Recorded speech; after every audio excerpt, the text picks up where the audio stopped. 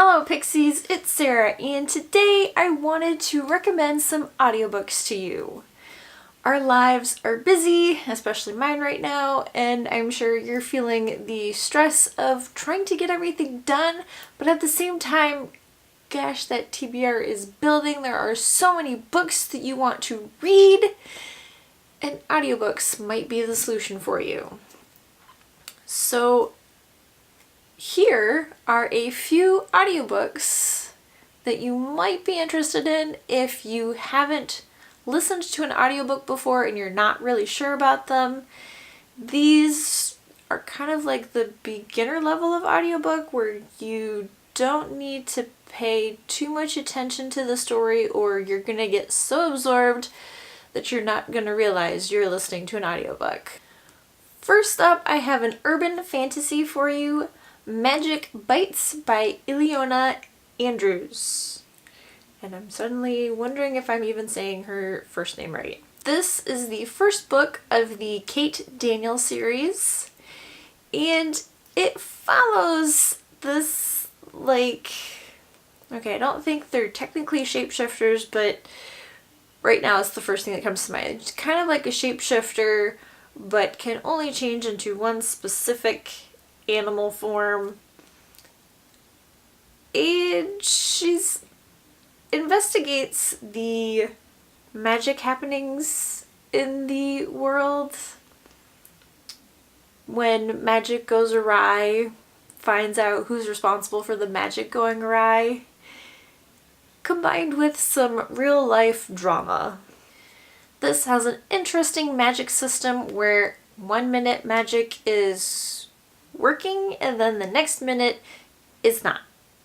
It's like magic is powered by the molecules in the air or something, and so magic can kind of cause issues. There are werebears, werehyenas, spells, and vampires. The catch with the vampires, though, is they are humans that have signed away their life to be able to be controlled by others after being turned into a vampire. And they're turned into vampires by I think it's a bacteria or like some basically injection rather than a vampire bite. So I thought that was an interesting new take on vampirism.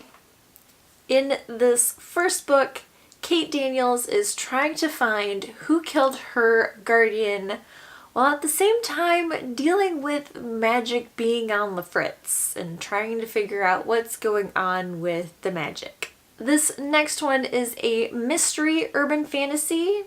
It is First Grave on the Right by Dorinda Jones.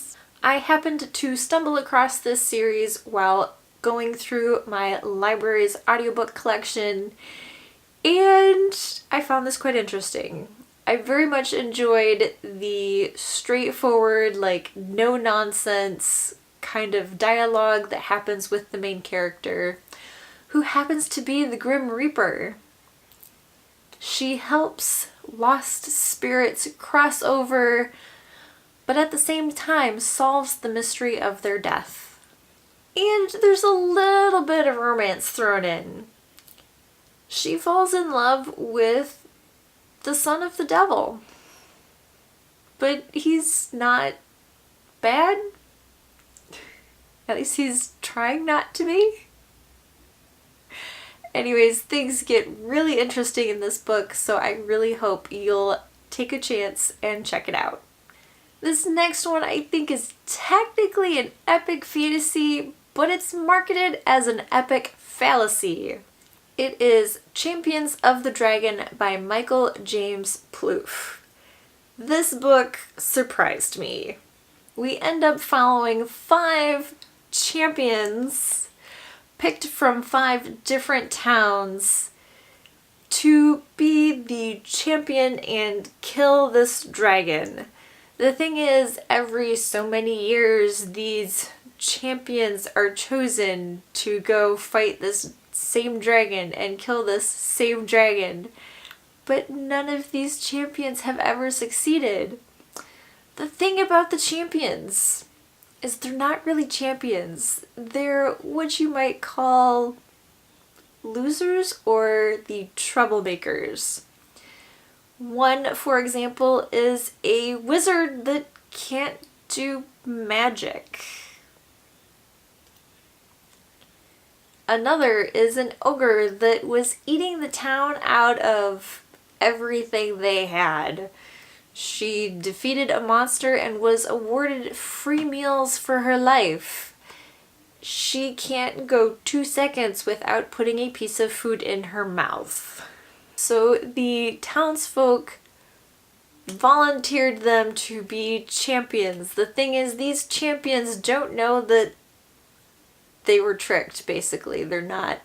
The town doesn't think that they are champions. But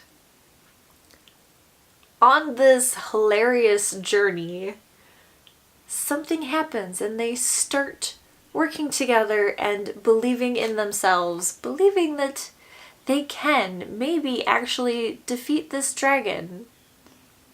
And I myself am very much looking forward to getting to the next book.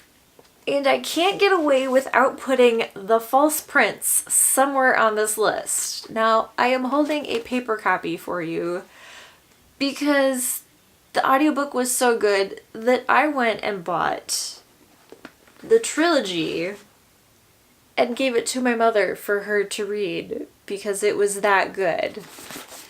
I found The False Prince by Jennifer A. Nielsen, again through my library. Found it by accident. And holy crap!